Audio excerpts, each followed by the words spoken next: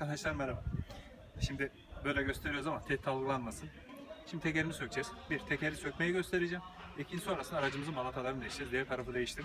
Öncelikle şimdi bunu gösteriyorum. Bunun olmayacağını göstermek için gösteriyorum. Şu an ben bijonlarım gevşek ama gerçekten ciddi manada düzgün bir şekilde sıkılmış bijonları, bunları sadece kol yordamıyla böyle işte üstüne çıkarak falan sökemezsiniz. Şu an dediğim gibi bijonlar gevşek. Öncelikle onu da söylüyorum.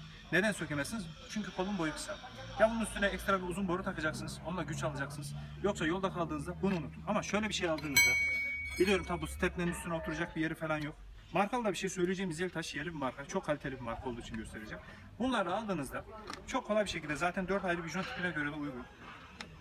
Yerine taktığınızda onunla da böyle yaparaktan zorlayarak zor yaparsınız. Çok güçlü olmanız gerekiyor onun için. En kolay yolu bir ayağınızla buradan başlayacaksınız. Çözmek için her zaman sonra elinizle de böyle bastığınızda gelecektir. Şu an dediğim gibi bijonlarım gevşek, öncelikle onu da söylüyorum. Şu an sadece görüyorsunuz elle de oynatabiliyorum. Şimdi diyeceksiniz ki ne alaka, niye gevşetiyorsun? Unutmayın, arabanızın tekerini sökecekseniz arabayı kirikoya almadan önce muhakkak bijonları gevşetin. Kirikonun üstündeki araç biraz emanet kalacaktır. İstediğiniz kadar takoz koyun. Araç bir şekilde takozdan kurtulup düşebilir. Bijonları biraz gevşettikten sonra, tabi bu sökmek manasında değil, sadece gevşettikten sonra kirikonuzu alacağız. Aracın altında, burada zaten kirikonun şu boşluğun gireceği yer var. Şu şekilde. Boşluğa burası daha uygundur. Tabii öbür tarafta işlem yaptık. Birazcık daha alçaltmam gerekecek hemen.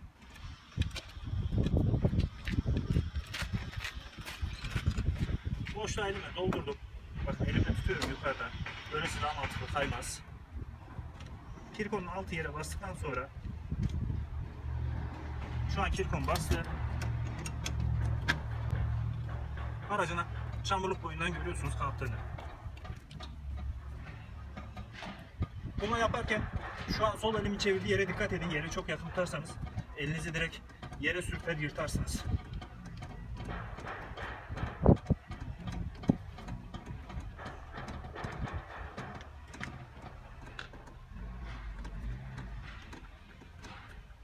Şu an teker yerden kesildi.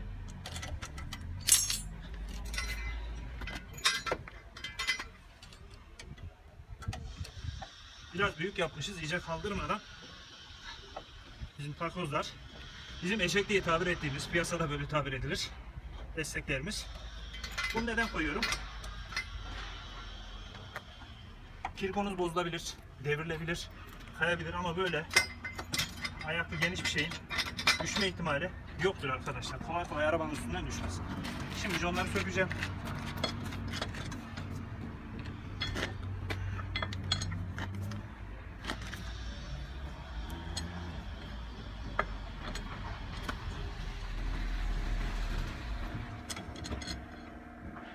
Şu an sanayideyim, bir arada arkamda gürültülü.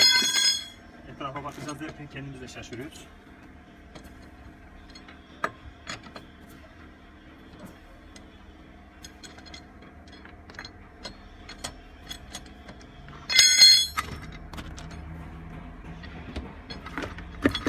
Dediğim gibi nerede yaptırdığınızın önemi yok.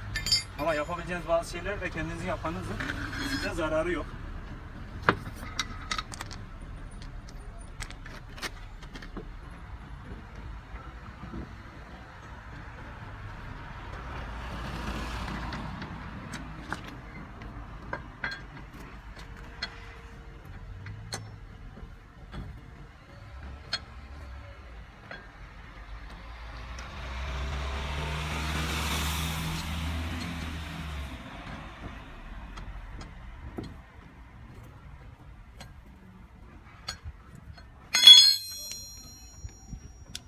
Bijonları da arabayı indirdikten sonra sıkacağız.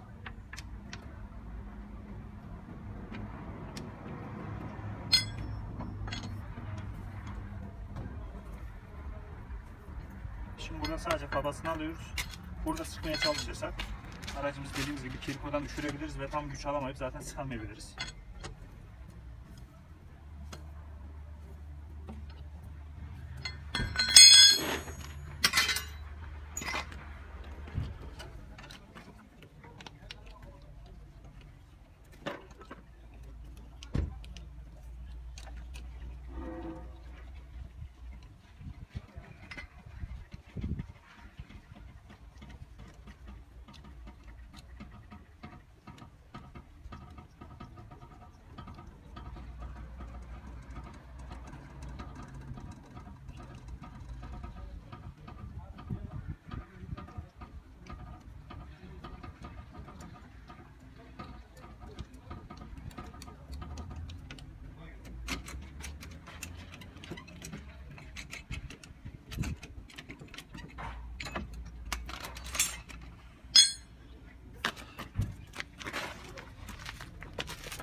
sıkma işlemini tam olacak şekilde göstereyim arkadaşlar.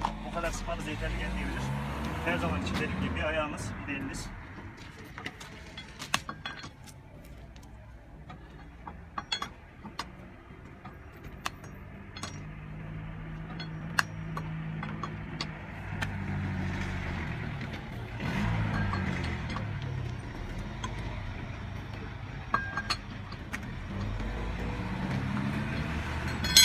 İşlemimiz bu kadardı. Kendinize iyi bakın.